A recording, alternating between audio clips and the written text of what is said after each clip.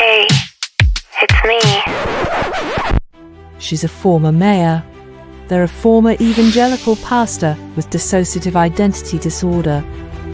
These two like to talk about the topics you're not supposed to talk about. They might cause you to perspire just a bit, but they'll definitely make you inspired. Let's talk religion and politics, and what spirituality and emotional well-being look like in a post-evangelical world. This is Paul and Ashley on Evangelicalish. Woohoo! Here we are. Here we are. Yeah. Hey, everybody. It's good to see some of our regulars jumping into the chat already. Doug on the left, what's going on? Pucky is here. I love it when we have friends on before we even get on the air. I know. It's thanks for warming up the space. And Doug says that they're taking sister-in-law to doctor, usual weekday. LOL. Okay. Well, I hope everything is all right with your sister-in-law. And welcome to everyone who's joining, who's dialing in right now. It's Wednesday, and that means it's time for Evangelical-ish with Paul and Ashley. And I just realized, it's not summer anymore, and yet here I still sit. So does this mean that I'm making a long-term commitment to Evangelical-ish? That's a you question. I mean. The invitation stands. Yeah. So I haven't gotten in trouble for being on this show. So I haven't said anything really cracky yet, I think. Yeah, I think we kind of moderate each other. Well, I moderate you and you sort of amp me up a little bit because I can be a lot more chill and centrist, and then you get me I don't know, seeing your point of view. So it's still summer, says Pucky. Thank you. That's true. That's drummer. So I don't have to make a commitment yet. It's not like I'm afraid of committing. Paul and I have been married for 30 years, 30 years. Now you say it's still summer.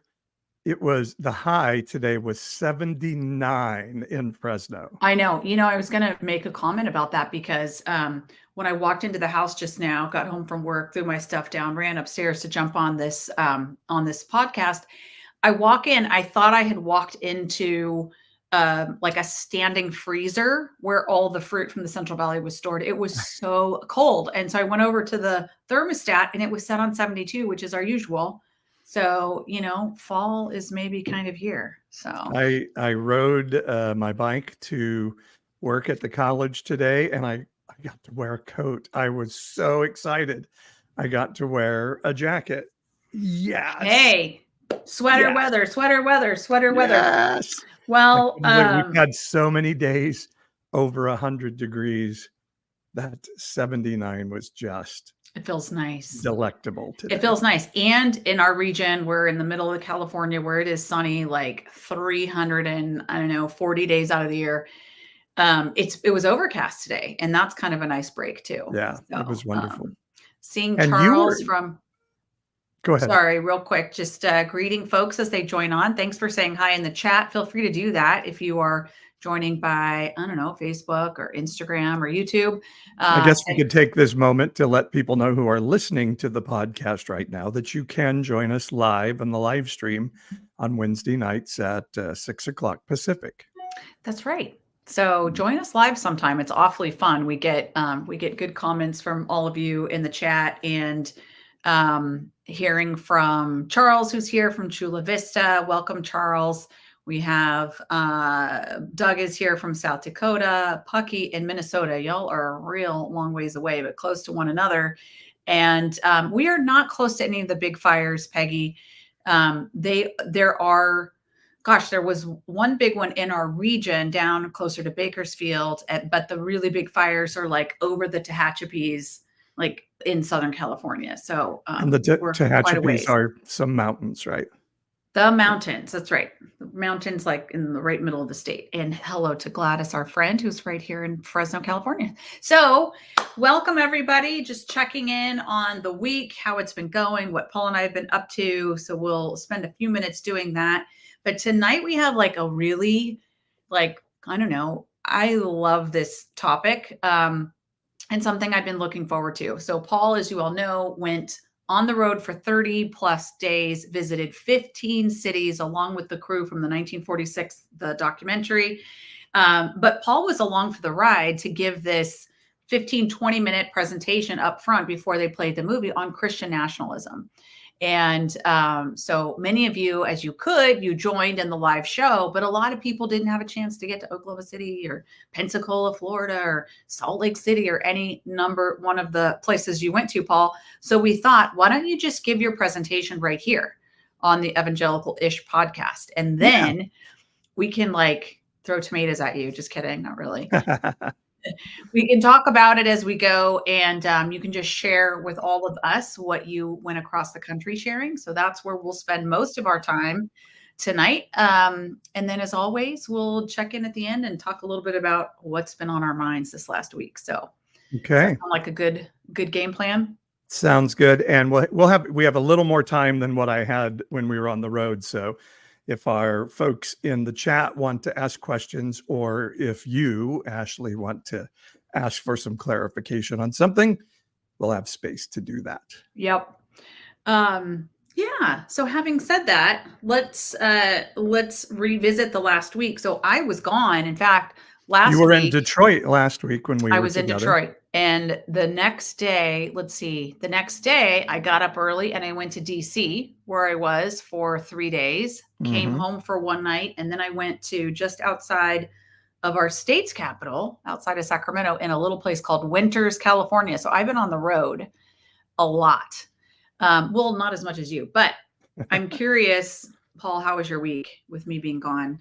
You can say something other than you had a terrible week because I wasn't here. Like, I'm okay. I'm okay with that not being true. Let me just say it that way. And Peggy in the comments says, yeah, Detroit, or as you call it, Detroit. It's French. We should all say Detroit. It was just a week. I do, and I think you said this when I was gone. There is something kind of nice about living alone for a bit, and you just, I don't know, you can run around in your underwear, and as George from Seinfeld said, you can eat cheese right off the block. You don't have to worry about any decorum at all for a while. And Pudgy and I had a good time together. So, yeah. So we've been married 30 years. I didn't realize that you were observing decorum when I'm around. I thought we were kind of past those days. I don't really walk naked around the house much, do I? I mean, no, but did you while I was gone? I did one time because I needed to weigh myself. I'm in this, our health plan has me on this weight loss program. So I was about to get in the shower and I thought, oh, this would be a good time to weigh myself. There you go. So I ran to the scales, and yeah. Okay. That's kind of a whole visual that is right there. Yes, so that's a thing. Oh my gosh. Well, that's good. I have to say, I absolutely love Detroit. I haven't been when it's been like super snowy and, dreary. I've been, I think 3 or 4 times, and just, it's always such beautiful weather. It's an absolutely gorgeous city. I was there for a conference that the Kresge Foundation was putting on. And, I was with, I don't know, 150, 200 people from cities across the country that, like, all these people are so into the, like, heart and soul of their communities and being a part of helping neighborhoods thrive and like setting the city on a new trajectory. So it's basically like being on a hope adrenaline. Like, I'm like a hope junkie for 3 days. So that was super fun. Oh, we watched the debate. Well, of course we talked about it last week. We talked about that last week. We were in a room full of strangers though. We had to crash somebody else's conference in this hotel. Did I say this already? Yes, you did. Okay. So bears repeating. We crashed this conference and like snuck in and sat down in their, on the floor of their watch party. That was kind of fun. Yeah. And then off to DC, which was a little more sterile. Maybe my meetings there were less interesting, and just finally glad to be home. Bottom line. We always liked the underdog cities, don't we? We both love Fresno. Yep. Which always is kind of the butt of jokes of everybody in California. And you loved Detroit. I loved Memphis, which everybody was Well, like, I oh my love gosh, Memphis. you're going to die in Memphis. Memphis is the worst. You know, they're going to kill you there. And, you know, Memphis was wonderful and it was beautiful and Yeah, we loved it. Yeah. yeah. Visiting places is really, really special. Like Yeah. that is, I've told people like that's, I don't know, there's something very spiritual to me about this work of community building. And now that I'm a deconstructed Christian or like whatever that is, like it is a spiritual connection for me to be around people who are trying to work to build something good for everybody. Like I love that so much. Yeah. Most places I visited on my trip, I came home like, okay, that was better than I imagined it in my head. The Gulf Coast, I've never really spent much time on, like in Mississippi, and it Yeah. is beautiful. It is So, breathtakingly oh, beautiful. I desperately want to go. Yeah. I've never visited. I've never stepped foot in Mississippi Yeah. This or was my first Alabama. time in Mississippi for sure. I want to go. And the only places I came away with like, I can probably live without ever going back to Houston. And Salt Lake City's a little bit funky of a place. It's just a little Salt Lake City-ish. Except, hello, Real Housewives of Salt Lake City. The new season starts this week. In fact, Yeah, tonight I am recording it. that's not changing So, my mind. Sorry. also, what did I binge watch this last weekend? Secret Lives of Mormon Wives. Um, so I Nice. have my fill of Salt Lake City based trash TV. Well, we're not at what's on my mind yet, but I binged watched I can't think what it's called. It's a Netflix series on building a girl group. Oh yeah, Cat's Eye or whatever. The Cat's Eye. What band. I can't think Yeah. what the name. K-pop stuff. Dream Academy or something where they brought you know, like 100 young women together and they were trying out to be a band of 6, like a K-pop band of 6 Yeah. women. Yeah. Well, listen, if you have just stumbled onto this YouTube channel and you're like, what And we the haven't driven you away with this freaking dribble.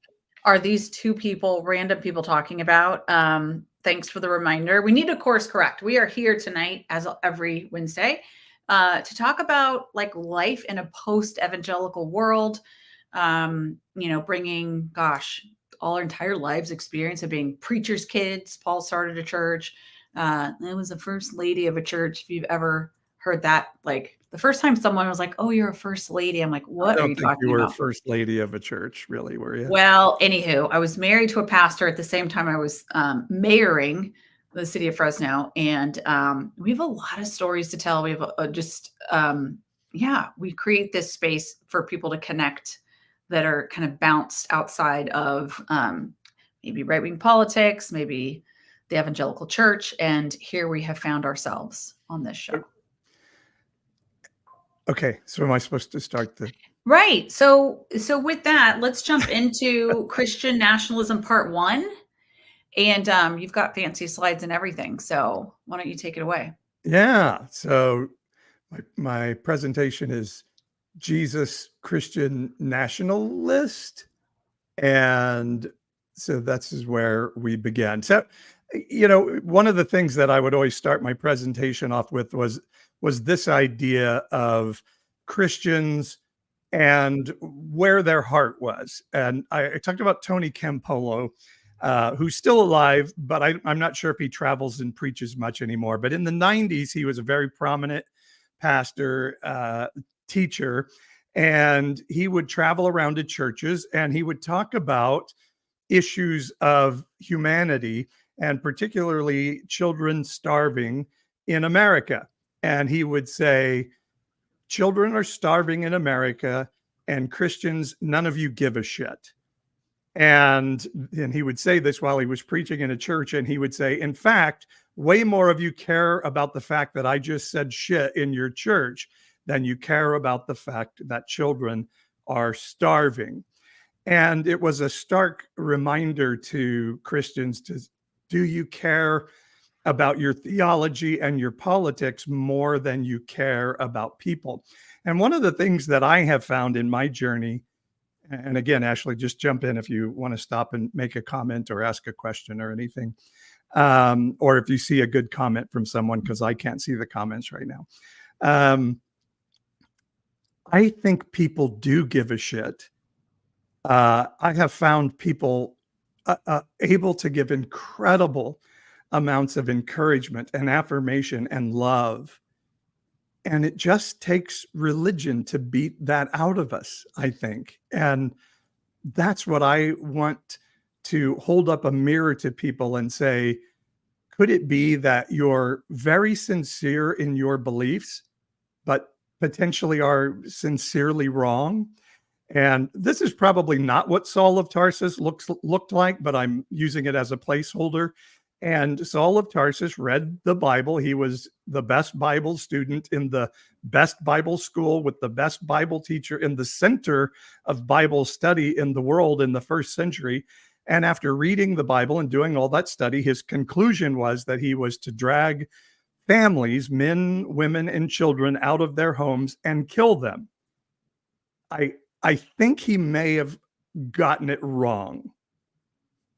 And I ask Christians that, can you be like Saul of Tarsus? And when you say, I want to love queer people, for instance, but the Bible says ... that you may be sincerely wrong.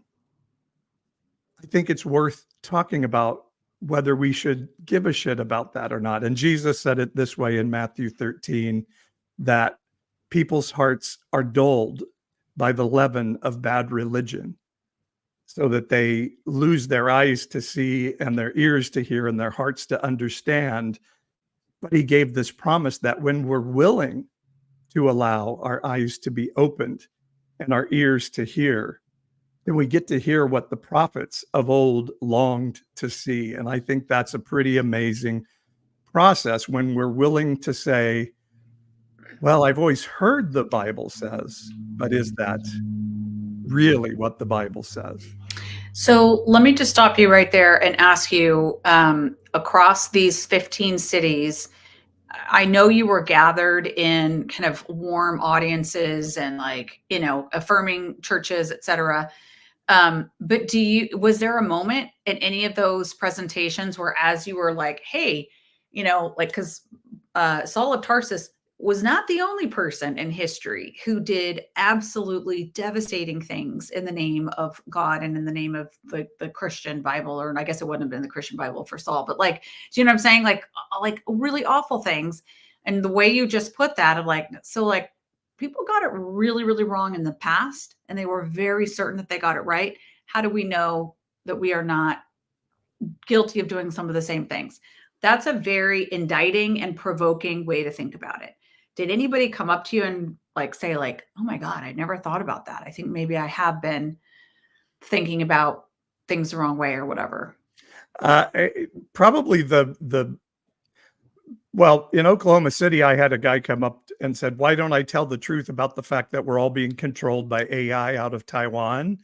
I did not agree with that guy, and had to finally say, get away from me. But let's see, it would have been in, I think, Baton Rouge. A family came up, and the wife and the son were asking me questions, because my assertion, as you'll see coming up, is that the Bible has no prohibition of ending a pregnancy at all. And so she was asking, well, what about Jeremiah 1 and what about Psalm 139? And I was explaining how I see those verses, and I could tell the husband was standing there getting really, really angry. And so I think, that was one of the moments. And the son found me later, and he's like, oh, I'm sorry about my dad. And I'm like, it's okay. Your dad's really passionate, but the dad was super angry. But I think mom and son were like, hey, we really want to consider that maybe there's another way to see these passages. And that was probably the most of the time people would come up and say, oh, thanks for giving me a different way to look at those, because people use those all the time against us. And so that was kind of the experience. Peggy asked a question in the chat. Do you believe that it was Christian nationalism that caused Roe v. Wade to be overturned? 100%. And I think what people are not paying enough attention to is the fact that the Heritage Foundation, which, made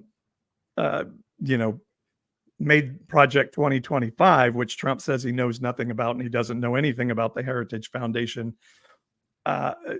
They gave a list of judges, nominees to Trump, and basically Trump at one point held that list up and said, "I will name these judges if I'm elected," in 2016. And there is a circuit court. I think it's the Fifth Circuit that is like filled with Trump judges, and businesses are always trying to get into that circuit because they know they're going to have very, rich, friendly, business friendly judges there that were appointed by Trump. And of course, Trump is very proud that he appointed judges that overturned Roe v. Wade. And I think they were given to him by the Heritage Foundation, if I'm not mistaken. Well, I think it was the Federalist Society. So I was just was it the looking up- Federalist Society? Yeah, Same but thing.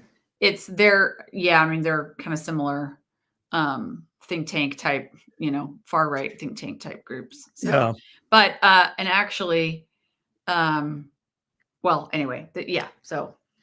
And a lot of these think tank groups are, funded by Christian funds for sure, but we just found out this week that some of them are funded by, say, Russian operatives, who, as we know, maybe met at the National Prayer Breakfast, say, for instance.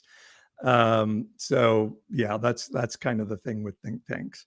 All right, let's go back to your slide. Good question. So yeah, okay. So let's go forward. Yeah. Wait, hang on a second.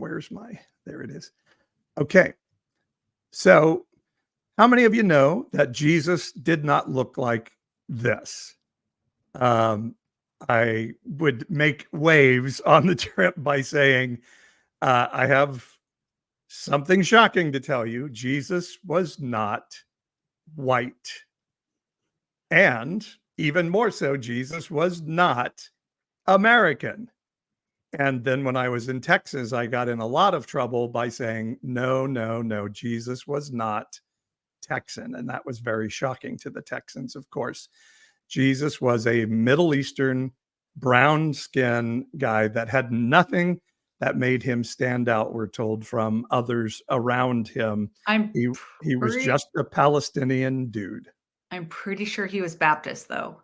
Oh, yeah, that may well be. That may well be true. When I was 5 years old, I told my dad that Jesus was a very good Baptist. Didn't you say like he was a good Christian? He's a good Christian and a very good Baptist. A very good Baptist. All right. Let me ask you this, Ashley. How many times did Jesus in the Gospels, how many times is he quoted as condemning queer people? I'm going to go with 0.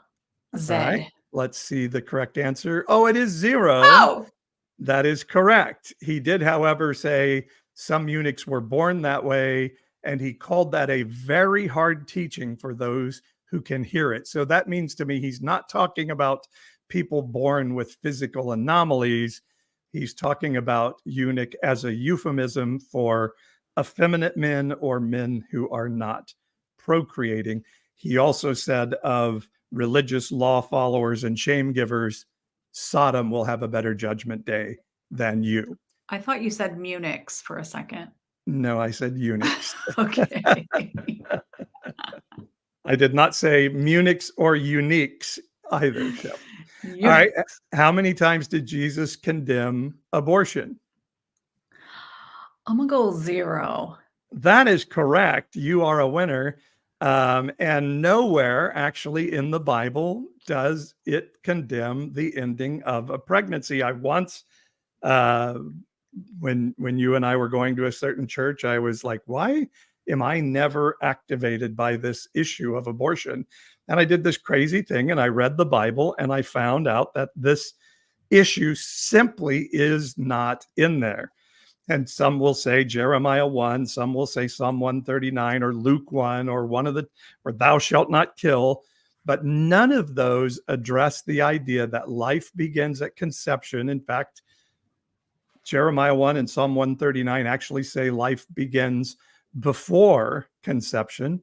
And nor do they overturn, Jesus didn't overturn, nor did any apostle, the allowance for ending a pregnancy for a woman in distress. And the Talmud actually allows, quantifies distress as financial distress. So nowhere in the Hebrew Torah or the Christian New Testament is that allowance overturned. So imagine in heaven, God has got Jesus and they're having a pep talk, and God is saying to Jesus, okay, here we go. We're sending you to earth. You're going to be the perfect representation of us here in heaven. Get ready. Here we go. And he says, I want you to go to earth and all that we care about, like our evangelical friends say, are banning abortion and condemning queer people. So I want you to go to earth and mention those things never. It just doesn't make sense, does it? It just doesn't make sense. Jesus, were he a Christian nationalist, he would be a really bad one. He never condemned abortion, not even the Roman practice of exposure of a father having the right to leave a baby he didn't want for any reason on the side of the road to die horribly. Jesus never said, see that's why the Roman Empire is going to come crashing down. He refused to join in the culture war, religious, political issues of the day. He didn't cater to the rich and powerful, and he wasn't MIGA. Do you know what MIGA is, Ashley? I do, because I'm kind of sure I made that up. Oh, really? Yeah, I think you got it from me. Okay, what is it? Make Israel great again. Make Israel great again. There was a group of religious people who believed God's plan on earth could only come to fruition if their country was the economic and military power of the world, and their country could only reclaim that position if their religion was in charge of the civil government. Does it remind you of any other group of people that you may have heard of, maybe even in present day life? I mean, it's so frustrating because when all this was like flaring up in, 2016, of course, Paul, you planted our church in 2008. I started serving as mayor in 2009, was elected in 2008. And you had been like, we had been dealing with this sort of, tension in our church and like, the Tea Party stuff, whatever, for a long time. And like, you had been preaching in the pulpit, like, this is like, our hearts are not aligned with God when we're like aligning with this political stuff. It was one of the core tenets, I would say, of the church that we founded is like, no, we're not here to like take over government. We're here to love sacrificially like Jesus did. And so by the time this came around in 2016, we're all just like, this is so nuts, like that people would just follow it hook, line, and sinker. And to think that it was original in any way. I mean, it was very frustrating. Yeah. And so in Jesus' day in the first century, there were a group of religious guys. Here it talks about in John chapter 11, the chief priest, who ironically partnered with a guy named Herod. There was a group called the Sadducees who were even nicknamed the Herodians because they partnered with Herod, who ironically was a great developer and a builder of buildings, which I find ironic somehow. And this group of the chief priest and others were talking about how Jesus' popularity was growing, and there were stories about Jesus raising someone from the dead. And so these MIGA guys were worried, and they said, if we let Jesus go on like he is, the Romans are going to get upset and they're going to destroy our holy place. They're going to destroy our religion and our nation. And Caiaphas said, you don't understand. We need to kill this guy. When we start mixing our politics and our religion, morals begin to become malleable because the ends begin to justify the means we need to get there to save our religion and our country. Christian nationalism is the belief that we're a Christian country and the civil government should take steps to keep it that way so that God will bless and not curse our country. Christian nationalism in America has also been taken over by a particular brand of, can I say, white conservative evangelical Christianity that wants to have influence over the civil government. That is Christian nationalism today. So let me talk a little bit about how we got where we are, and then we'll take a quick break from it. This is Billy Graham. In 1973, Roe v. Wade is implemented by the Supreme Court, and Billy Graham calls Roe v. Wade a law of compassion. Now, if you go to the Billy Graham Association website today, you won't find that quote anywhere on there, but I promise you, he said it in 1973. Now, to 1976, we go to the Southern Baptist Conference. In 76 and 77, the Southern Baptists published their annual declarations, their annual paper, and they call Roe v. Wade a Catholic issue and declare their support for Roe v. Wade. And as you probably would know, Ashley, Catholic issue means not exactly Christian, right? Right. Well, especially back then. I mean, Catholics, I remember being told when I was in grade school, like in the late 70s, to literally, if I saw like a kid come down the sidewalk in a Catholic school uniform, to cross the street. Like there was Oh, really? there was a huge fear and judgment towards the Catholic faith.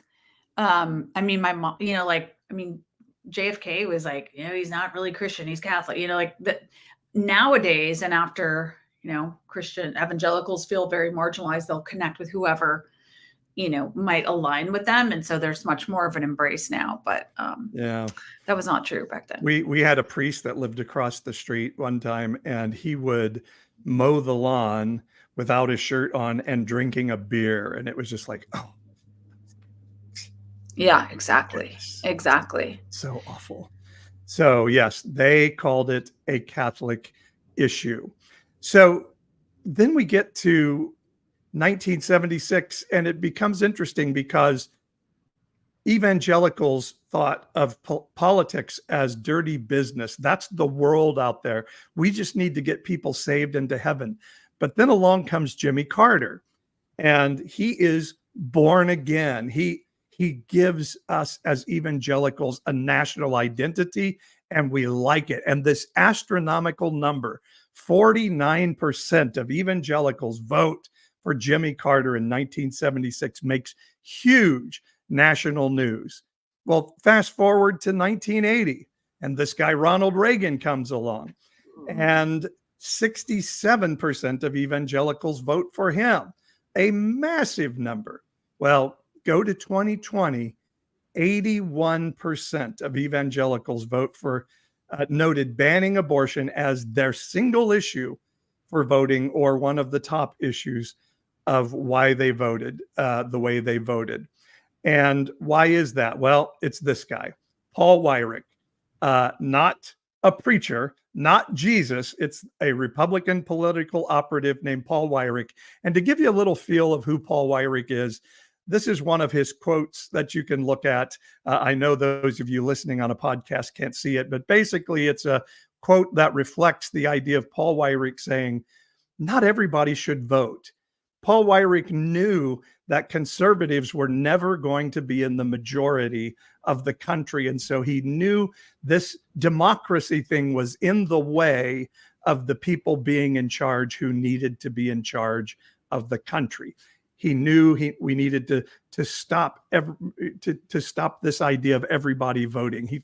He constantly was saying the founding fathers did not believe everyone should have a voice in the process. And he also believed we need to tear down the institutions of the country. So we need to pull our kids out of public schools. We need to start our own TV networks, our own publishing companies, our own magazines. Just let's get out of society and let it rot and fall so that we can take the mountains, so to speak, of culture.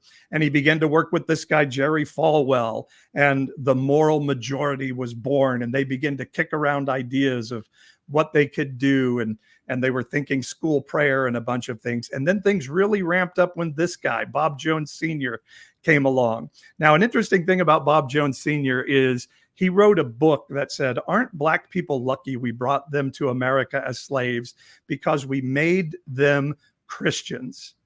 Isn't that awesome? And now we ought to send them all back to Africa. And Bob Jones University, until 1988, handed a pamphlet that said such to their students all the way until 1988. And Bob Jones was in a battle with Jimmy Carter's administration over the fact that Bob Jones had not integrated his school. And the Carter administration said, no more Pell Grants unless you integrate your school. And they came to Jerry Falwell and said the same thing about Liberty University. And so these guys begin to say, they didn't say, you're right, we should integrate our schools. No, they said, how do we get Jimmy Carter? And they threw spaghetti against the wall, school prayer, 10 commandments. What's it going to take? And they landed on abortion. And Paul Weyrich began to build curriculum to send to homeschoolers and to churches and pastors to teach about and weaponize abortion. And his plans began to take effect of like, let's have our own TV networks. And Rush Limbaugh came along, and Fox News, that surprisingly, as the news network for Christian men, had a lot of women in short skirts sitting on couches giving the news. And also lots of graphics, and everything was an alert and a breaking news and things that research now shows move the minds of people that watch a lot of it. And through all of it, we went from this astronomically high 49% voting for Carter in 76 to 81% in 2020. Excuse me, my voice is cracking up. Somewhere in the universe. I don't know where these guys are right now. I have my guess if there is a hell or a purgatory or something like that. But wherever they are saying, yes, our plans succeeded beyond our wildest imaginations. Whew. That's intense. It's almost like they had a grand plan or something. Almost. Maybe they kind of did. They certainly were playing the long game, weren't they? Yeah, they were playing the long game. Well, let's take a break for just a second. And don't worry, all of you who are riveted by this content and sitting on the edge of your seat. We're going to get back to part 2 of Christian nationalism in just a minute. But let's just take a quick break. So a few things on my list. And yes, Doug is commenting on the fact that I'm always taking notes. That is kind of a true thing. But I just wanted to let you all in on a little secret that next week, next Thursday, is Paul's birthday. So we want to plan a little surprise for Paul. Here is what Paul has asked for his birthday. Paul is asking that if you would please read his fantastic book, and we'll talk about how to get it in just a second. Read the book, post a video talking about how it's impacted you, what you like about it, whatever. Encourage people to buy it. Go online to Amazon, leave a review. Let's see if we can encourage folks to buy and read Paul's book for his birthday. And to make it easy, if you don't already have a copy of the book, the first 10 people who message Paul right now will get a free copy of this book. We got 10 copies to give away, so make sure that you send us a note with your mailing address, and we'll get it in the mail to you, and you can read it. It's a fantastic read. I'm just starting it for my 3rd time, and it's a really sweet story. It happens to be an amalgamation of real events and real people that we've experienced here in our own community of Fresno. And Peggy says me. I wonder if Peggy is saying she would like one of those 10 free copies. I'm not sure. And Art, happy birthday. Birthday was on September 9th. That's super cool. Nice. So Paul's birthday next week. Also coming up this Sunday, 5:30 Pacific time, Paul is going to do a special Zoom for anyone, everyone who goes online, subscribe to our stuff. You'll get a link to a Zoom link for next Sunday, and just a Q&A session, a conversation time. If you're, wanting to connect directly with Paul or with other people who are in this same space, then you'll love this Zoom. So we're going to kind of take apart the content that you're hearing tonight. So make sure and reach out for your Zoom link to join us there. And then lastly, let me always just say how much we so appreciate those of you who are watching, those of you who have subscribed to Evangelical-ish and to Pastor Paul's content. It is free to subscribe, and it just means you get the notices about what's going on, and you don't have to chase around and look for information. It comes right to you. We do also appreciate your support. You can go to evangelical-ish.com and you can sign up for a very modest monthly sum of right now $5.99 a month, which is like a grande soy latte at Starbucks.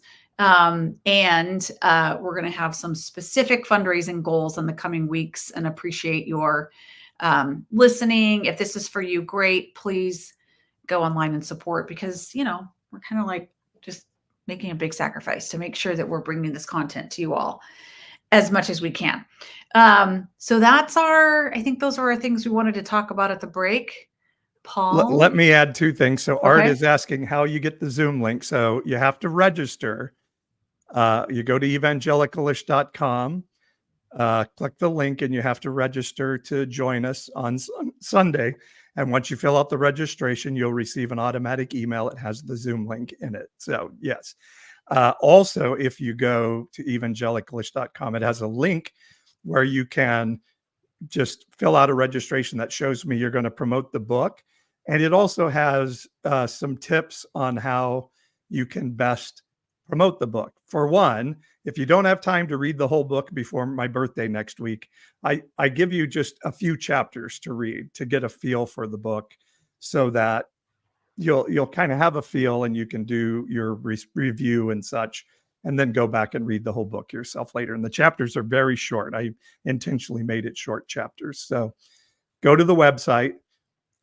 I'm sure that I fixed it on evangelicalish.com. For some reason, I can't get it to come up right now, so I hope it's still working. If not, go to pastor-paul.com, and I have it up there. But if you register for both things, you'll get the information you need to join us and have information about the book. Okay, this podcast is like chock full of content, because we still have the second half of your presentation to get through. I know we're a little short of time, but it's all the more reason to sign up for the Zoom link and the Sunday night conversation, so you can get more into it. Yeah. All right. So I'll just finish up. I may not get to the very end, but back to our presentation, and the moral majority that has Jerry Falwell and Paul Weyrich in the depths of hell, feeling so great about themselves, really never was moral. If you ask Frank Schaeffer, who was there with his dad, Francis Schaeffer. And as we said with Caiaphas, when we mix our politics and religion, morals become malleable. And let me give you examples. We all know that's Bill Clinton. Do you guys know who that woman is with him? I promise you it's not Hillary. Do you know who that is, Ashley? Of course. Of course. I'm a Gen Xer. Of course I know. Monica Lewinsky. Bill Clinton is caught in a scandal. And remember, Billy Graham said Roe v. Wade was a law of compassion. Well, his son Franklin says of Bill Clinton, if President Clinton cannot be trusted to lead his home, he cannot be trusted to lead the country. So then we go to 2016. There is the Access Hollywood video, the P grab tape, if you will, if you remember that. And I'm sure even like anchors on national news call it the P tape.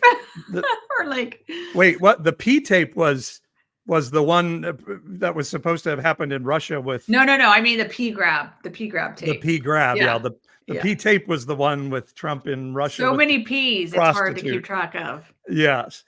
This is the one, the P grabbing audio. And of course, you know, Franklin Graham, he's going to be upset about immorality like that, right? In a country's leader. Let's see what he had to say. Oh, wow. He says, we are electing a commander-in-chief, not a pastor-in-chief. It's interesting that our Morals become malleable when we mix our politics and religion. 0 commands in the Bible to ban abortion. Jesus, nowhere near being MAGA or a Christian nationalist. But there are nearly 2,000 commands to seek welfare for the poor, the foreigner, the outcast, the marginalized, or the widow, who represent those who don't have access to the economic system. Yet, as Tony Campolo says, of those things, Christians, you don't give a shit sometimes in your voting. WWJD means Christian is the word of people who are striving to be like Christ. So therefore, are we willing to consider our sincere beliefs may be sincerely wrong? I'll finish with this and we'll finish up the rest of it on Sunday. Look who that is. That's Ashley Swearingen. In 2007, well, I should actually go back to 1994. That person says yes to getting married to me. And we decided to stay in Fresno because Fresno is a city with a lot of financial and impoverishing issues. And we wanted to be a part of seeing that change because as Christians, we believed our faith compelled us to want to see welfare or shalom come to our city, as we saw in Jeremiah 29:7. You remember that? I do. Ashley, yeah, okay. Yeah. Jeremiah 29:7, these people are being sent to this pagan city, and they're told, seek the welfare, the shalom of the city where I have sent you, for in its welfare you will find your own welfare. And so Ashley and I thought, this will be amazing. We're going to go change the city. She's going to run for mayor, and I'm going to start a church. And all of it's going to be focused on seeing the measurables of our city change. And that's going to be amazing. And Ashley won the election for mayor. And we started a church, and we're like, Christians are going to love this. And instead, Christians said, no, we're actually going to support Prop 8, which will stop gay people from getting married. And white evangelicals voted 88% in favor of banning gay marriage. What Paul Weyrich did to Christianity wrought this impact, that we were there on January 6th carrying pictures of Jesus and declarations of Jesus saves, and are at the center of Project 2025, that we're demonizing the quote unquote outcast, the historically marginalized, that we're commanded over and over hundreds of times to care for. The issue of trans women in sports, for instance. Now, we can argue about who should participate in women's sports. I'm not saying that, but let's not kid ourselves. This is a politicized culture war issue. It's not a fairness in women's sports issue. It is a manipulation issue. For instance, the state of Utah banned trans children from girls' sports, even though they've only ever had one trans athlete ever in girls' sports in the state. And the very, very Trumpy Republican governor vetoed the legislation, saying, I want trans children to know they have a place in our state. And the Republican-led legislature overrode the veto and put the legislation in place. Why? But the Bible says. And someday we've got to overturn and override the Bible so that we're not the ones outcasting the outcast anymore in America.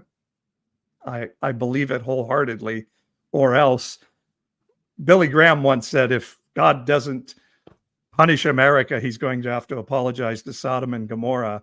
I truly believe if God, whatever that looks like, doesn't punish America, then he's got to apologize for the times he punished Israel over and over and over in the Torah for forgetting about the poor, the foreigner, the outcast, and the widow. Because Christianity clearly has forgot that those are the clear commands, never ending in the Bible. Slow clapping on that. Yeah. Yeah.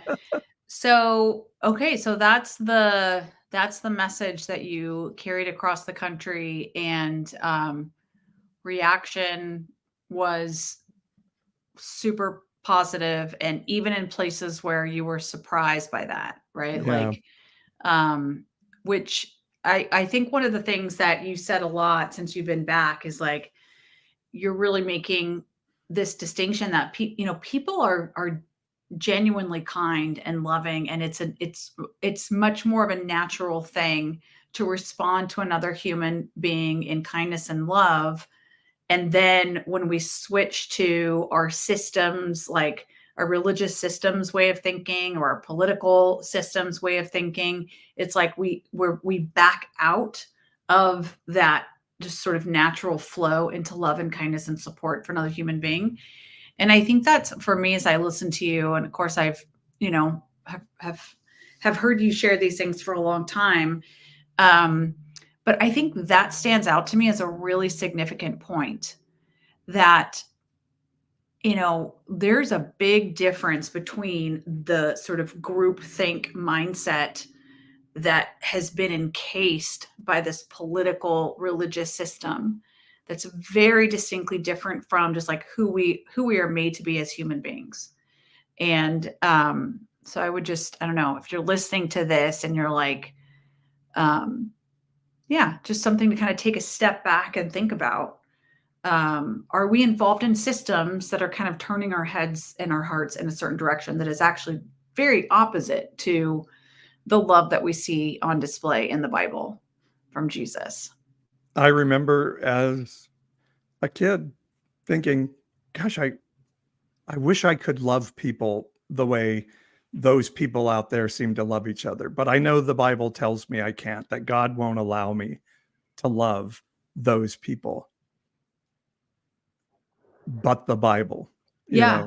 I too. I mean, you it had was to like, go to the other side of the road because a Catholic, another Christian, was Yeah. coming down the road, much less one of I was those very, people.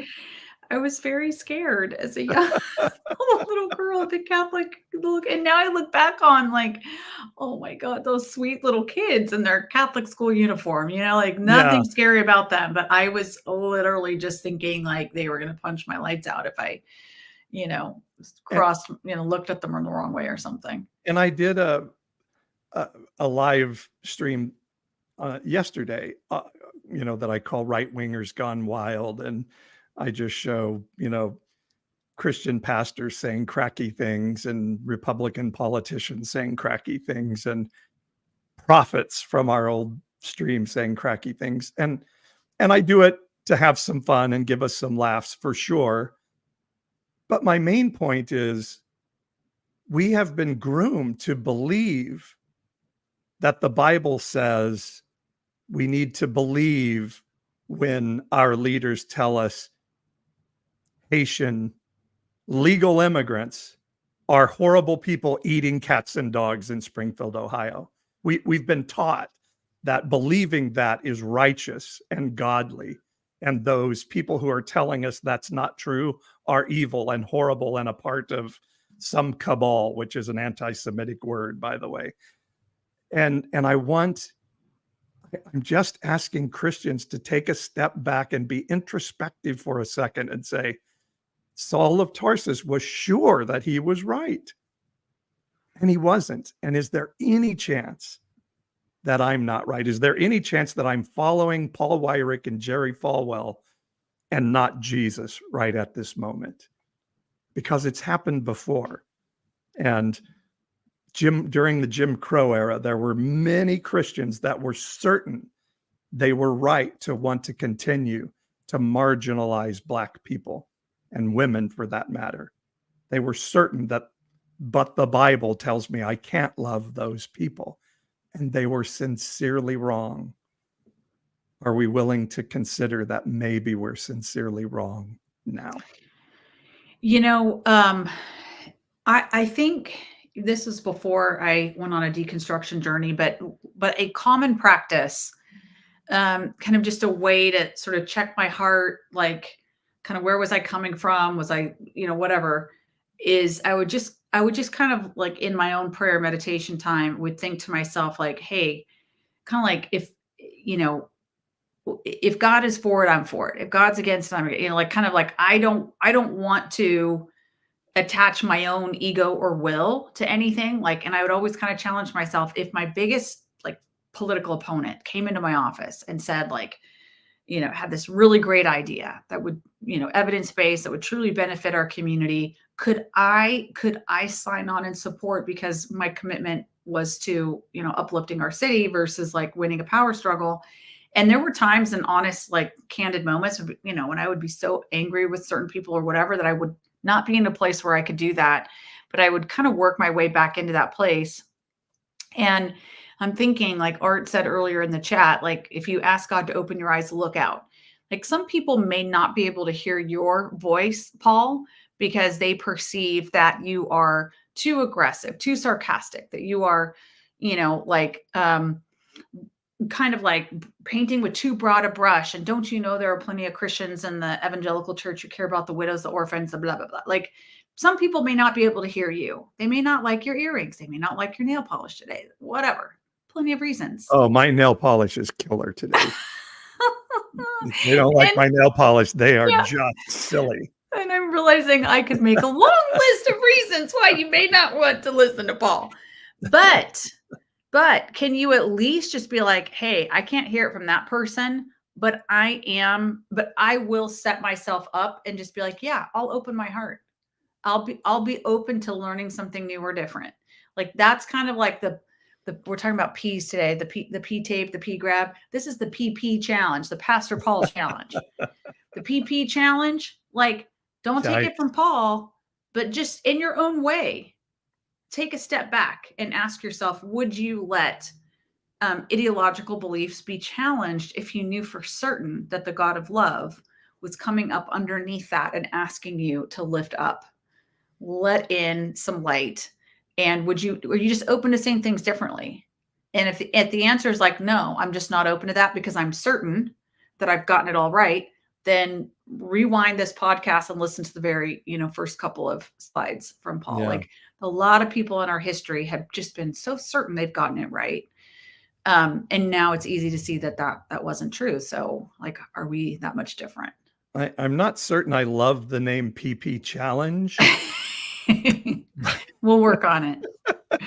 But, I made a clip from last week's podcast with Thomas J. Ord, which was fabulous. If you haven't heard it, you've got to go listen to it or watch it on our YouTube channel. But he was saying the number one way you change a person's theology on homosexuality is let them meet somebody who's gay. It's all personal connection. Absolutely. Or let them find out that somebody in their circle is gay. In fact, I'm probably one of these days on What's on My Mind, I'll talk about this podcast I'm listening to now about a 1960s, I think, proposition in California where they tried to ban gay people from being allowed to be hired as a teacher in California in the 60s. And so one of the things that Harvey Milk did, he was assassinated soon after fighting for this proposition. But what he said is he told people, come out to the people around you, because we need people to know that not only is it okay for gay people to be teachers, they are already teachers. Not only is it okay for gay people to be police officers, they're already police officers, And so, there was sort of this massive coming out time that Harvey Milk was saying it's really important for people to do that. And obviously, people get to do that on their own timeline, et cetera. But it changes the hearts of people when you say, oh my gosh, I know somebody who's queer, and now I have to reconcile with the idea of, am I ready to condemn Yep. my friend or my relative to hell. Yep. And it's and my day job, we spend a lot of time trying to break down barriers to, different people groups in our community, and support like our whole community rising. And we've done a lot of research on what opens people's minds to different racial, ethnic, and socioeconomic groups. And it's 100% the same thing. It's just a conversation. That's it. Just a conversation, which goes back to the point that like I believe, because I do believe we carry the spirit of the loving God. I believe we carry the divine, that human beings carry that. And when we have a chance to connect to another person, it's just like our little ET hearts light up, and I mean, we were wired for that. So anyway, if we get but the Bible out of the way. Yeah. And I'm not saying throw out the Bible, by the way. I'm saying know that the Bible isn't telling you not to love people. That is a man-created interpretation of the Bible. So Pucky says, unconventional, Pastor Paul, UPP. the UPP challenge. I like it. I already flashed it on the screen because I thought it was Okay. so brilliant. Now, you know what OPP means? Well, I was just remembering my sorority fraternity days, and I remember doing this dance on like a floor that's like sticky with beer, and yelling that song and not probably realizing what it meant. So it wasn't anything to do with Pastor Paul. Yeah. I think that's probably people can go look it up if they want. All right, what's on my mind this week? Well, are you asking yourself that question? Or are you asking me? I'm just yelling out the name of the segment. The name of the segment is What's on Your Mind. Okay. No, it's What's on My Mind. Okay. I'm the segment naming queen, so we'll have to talk about this offline. So what's on, okay. Ooh, what's on my mind? We go, what's on my mind? This is what's on my mind. That's why we call it What's on My Mind. Okay. Anywho. All right. Anywho. What's on your mind? All right. So I think I was sharing with Paul this morning, yesterday after work. Like I have been in a really good space lately, and I have been just feeling very lighthearted and free. It's almost like, I'm kind of coming out of this cocoon of heaviness, and I'm just really feeling super like connected on the inside, and like not feeling internal conflict, and really open to people and relationships, and just loving being connected to other people. So I don't know. I don't want to jinx it and be like, I've had a breakthrough, but I kind of think maybe I have. And it really does come down to just like the human spirit that is connected with the divine, like that we carry. I don't know, just feeling like I have access to that love. And then it's like, and so does everybody else. So I'm just, I don't know, kind of in a little spiritual cheerleading bubble right now. Nice. Yeah. I'll have to put some more precise words around that, but that's kind of what's on my mind. What's on my mind? I did a YouTube sort of how-to unconventional conversation on this week that I totally encourage people to go watch on my UPP channel. And death is on my mind, which is, as Americans, we're like, no, you don't want to have death on your mind, but it's all about how death is not only a beautiful part of life, but an important part of life. And that we have to have moments of death. And I'm using that term metaphorically. And it's interesting because I talk about how I had a spiritual journey on psilocybin, and I kept hearing, my cousin is the beetle, my cousin is the beetle. And I'm like, oh shit, I know people who go on psilocybin trips and they see themselves as a cougar or a cheetah or, like an eagle, like soaring cool above animal. Yeah. And I'm a effing beetle, not even the band, the bug. But after that, I started looking into beetles and found out they're pretty effing amazing. And there are more different types of beetles, colors of beetles than any other being in the world. And they are extremely important for breaking down dead things. And beetles break down dead things and turn them into nutrients that bring new life. And there's even a very famous story called Kafka's Metamorphosis, in which a character named Gregor wakes up to find he's a beetle. And it's a story all about discovering identity. And so I'm just this week just so identifying with this idea of knowing our identity and saying, my identity is good, and I am living in my identity, and for me, breaking things down so that they become nutrients for something new, and leaning on this passage in Isaiah 43 that says, forget about the former things, but look towards the new thing that's happening. And it's happening in the desert. It's not happening in the places that you think it's supposed to be happening. And it's springing up in these weird places.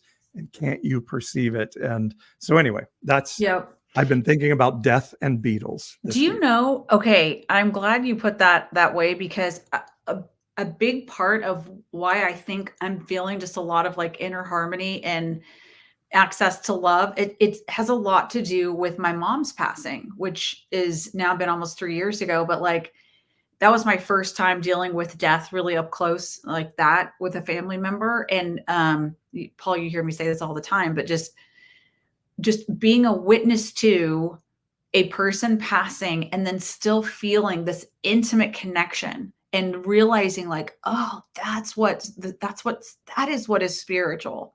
That is what it feels like to have this spiritual connection. It's like all the words of like Bible training and Sunday school and all that kind of stuff out the window. And all of a sudden my spirit feels alive, because it's like, I can see and I understand there is something beyond physical life, and it's liberating and beautiful and exciting and exhilarating. And so I'm really, really driving with you on the like death is life is death is life kind of thing. It's really cool. I didn't want to say it earlier, but like, I also think it's kind of, we're both in our middle ages, you much more than I, but but much more. Yes. But there is, I'm reading a lot about, and I'm understanding there is something about getting to the middle point of your life and having like realizing like, whoa, at some point this life does end, and you don't ever really have that feeling when you're younger. And then you get closer to like middle point of life. And these spiritual breakthroughs are like, I'm reading all about this. Like people really have this kind of breakthrough time. But it's a bitch to get here. Let's just say it that way. And it could be that, but I just also think we're in another season where we've been in a time of comfort, and a lot of discomfort is coming because we're being asked to change, and people hate changing. They're like, you're going to pry my status quo from my cold dead hand. So when we're saying, are you willing to consider that maybe you've got it wrong, that is a scary thing to ask of people. We don't like death. So I'm not just even talking about dying, but I get what you're talking about, and it's beautiful. But death also is like, sometimes we have to move away from relationships. Sometimes we have to move away from belief systems. And for many of us in deconstruction, it's cost us the relationships of our Christian community. And sometimes those deaths are absolutely necessary to be able to move into a new season of life, and even into our purpose of what we're doing in the next season. So embrace it. Don't be afraid of it. And again, I think part of my job is to help people. And like you say, sometimes people are like, you're too aggressive. And I think people have a hard time understanding, a bit of what my gift is to the world. But I like to try to hold up a mirror and sometimes offend the head to expose the heart. of people to say, can you not consider that maybe your sincere beliefs are a little bit off because it's happened before. So anyway, It's all good. All good stuff. All right. Well, listen, we've gone on a little bit longer than usual. So thank you everybody for hanging in there with us. and let me say thanks to I think it's Steadius. I'm not sure if I'm pronouncing that correctly, but they say first time able to catch a live, and they say I've been able to help them during their deconstruction process, and those type of things just make my heart so happy that I've been able to help people. Yeah. Thanks for the encouragement. It means Yeah. so much. It really does. Like, sometimes there are only fumes in the tank, and then hanging out with all of you on Wednesday nights, seeing your comments, etc. It means a lot to us. And I just want to remind everybody the things that are coming up. So there's a Sunday night Zoom, 5:30 Pacific, talking more about Christian nationalism. You can ask questions. You can also get to know each other a little bit. So please do reach out for the Zoom link there. And you can hear all about the stuff that's always going on with Unconventional Pastor Paul and Evangelical-ish. If you subscribe, you can go to evangelicalish.com, sign up, and then you're going to get all kinds of cool emails and just like updates on where to find the content that Paul and I are producing together and what Paul's doing on their own. And reminder, birthday book celebration. Thank you for committing to reading the book and, sharing it with others. Please share this podcast as well. We had awesome downloads last week and we did have a really great show, but let's keep it rolling. And all this is possible because several of you decide and choose to support us monthly at $5.99 a month or some other amount of your choosing. That means a lot to us as well. If this content means something to you, we would ask that you would just take 5 minutes, go sign up for a modest amount, $4.99 a month, $5.99 a month. It adds up. If a lot of folks can give a little, it helps support our work here at evangelicalish.com. So I think that's it for our announcements and wrapping up tonight. Love it. Love all of you. Thank you. And we will see you Sunday night, 5:30 Pacific. All right, everybody. Have a great week. See you soon. Bye-bye.